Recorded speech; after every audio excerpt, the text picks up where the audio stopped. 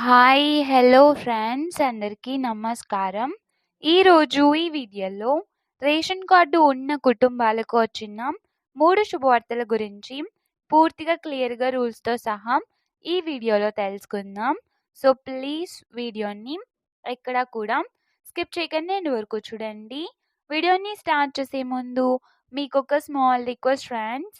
AP మరియు central government నుంచి ఏ చిన్న అప్డేట్ వచ్చినా మీరు మిస్ కాకుండా ఉండాలంటే వెంటనే ఈ ఛానల్‌ని సబ్స్క్రైబ్ చేసుకోండి.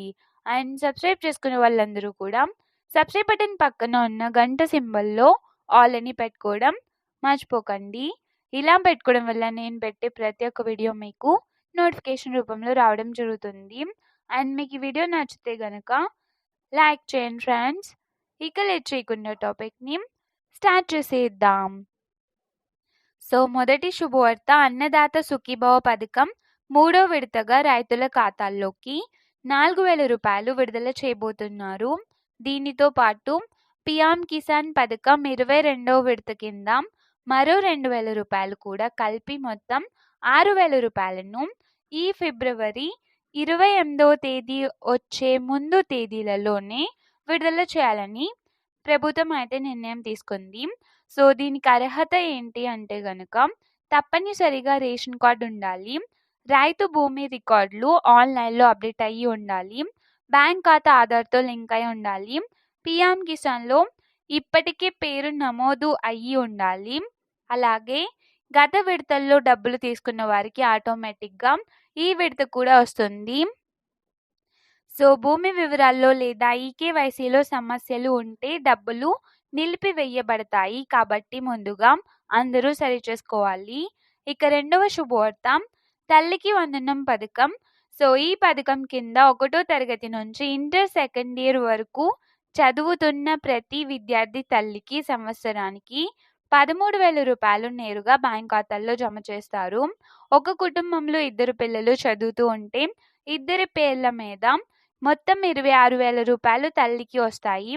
అర్హత విషయానికి వస్తే విద్యార్థి ప్రభుత్వ లేదా గుర్తింపు పొందిన ప్రైవేట్ స్కూల్స్ లేదా కాలేజ్‌లో చదువుతూ ఉండాలి. హాజరు తప్పనిసరిగా ఉండాలి. తల్లి పేరు రేషన్ కార్డులో ఉండాలి. బ్యాంక్ ఖాతా ఆధార్‌తో లింక్ అయి ఉండాలి. గత విడతలో అర్హత ఉన్న టెక్నికల్ సమస్యల వల్ల డబ్బులు పడని వారికి ఈ ఫిబ్రవరి చివరి వారంలో అంటే 28వ తేదీ వచ్చే ముందు తేదీలలోనే పెండింగ్ అమౌంట్ విడుదల చేయబోతున్నారు అని స్పష్టంగా అయితే మనకు చెప్పారనమాట. సో, ఇక మూడవ శుభవార్త మహిళలకు సంబంధించి చాలా కీలకమైనది. ఎన్నికల సమయంలో హామీ ఇచ్చినట్టుగా 18 సంవత్సరాల నుంచి 59 సంవత్సరాల మధ్య వయసు ఉన్న మహిళలకు ఆడబిడ్డ నిధి పథకం కింద సంవత్సరానికి రూ. 18,000 ఒకేసారి విడుదల చేయడానికి ప్రభుత్వం పూర్తిగా ఏర్పాట్లయితే చేస్తుంది. ఇది కూడా ఫిబ్రవరి అంటే ఈ నెలలోనే 28వ తేదీ వచ్చేలోపు అమలు చేసే దిశగా ప్రణాళికలైతే జరుగుతున్నాయి. అంటే మనకు అర్హుల జాబితా ఇవన్నీ కూడా సిద్ధం చేస్తున్నారనమాట.